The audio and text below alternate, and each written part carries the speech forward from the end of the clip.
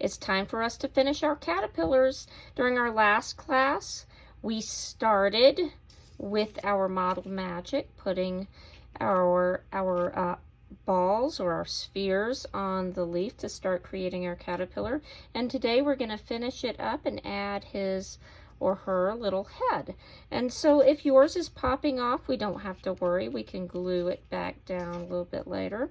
So a little bit more model magic, and we know how to add the color now.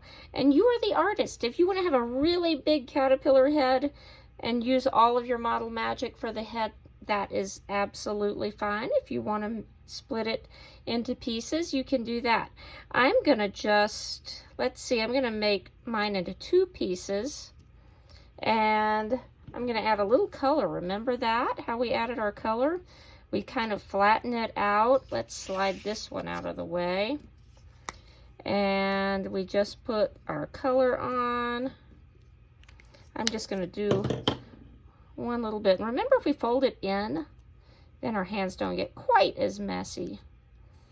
Lucky for us, we are washable, so it's okay if we get a little marker on our hands. It's not going to hurt us.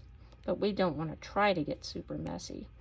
So I think that is pretty light green, so I would probably want to add a little more color, but I'm going to leave this one just like this. Remember to roll our balls.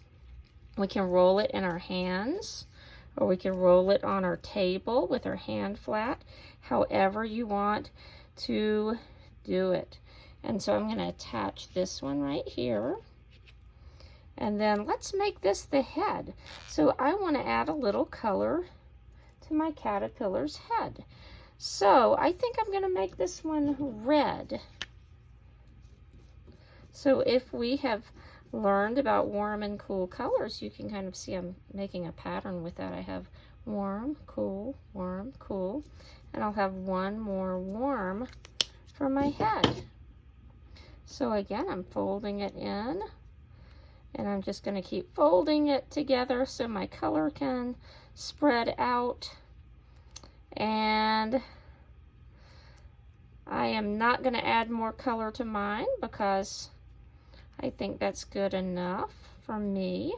So I'm going to roll that into a ball. If it's really spread out like this, it'll be easier to make a ball if I squeeze it together so it's kind of into a ball already. And then I can roll it with my 2 hands or roll it on the table. And this is going to be my caterpillar's head. So there are a couple of ways we can add some details. We might have pipe cleaners, we might have wires, we might have googly eyes or beads for our eyes. And so I'm going to first add my antenna, and mine, this is wires that I have. So I'm just going to push that down. If it was straight, if it was one piece, then I could just bend it in half and just pinch it, because if it's a little bit pointy, it's going to go in a little bit easier.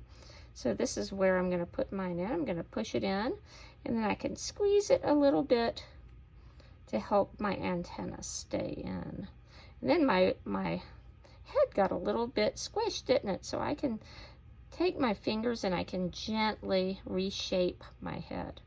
Now let's put these eyes in. These are going to be kind of big, silly eyes, aren't they? So I'm going to push those in.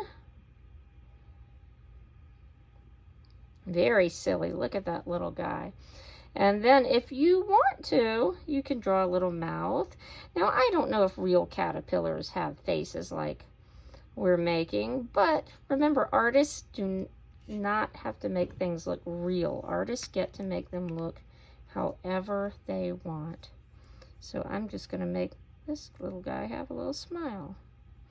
There we go.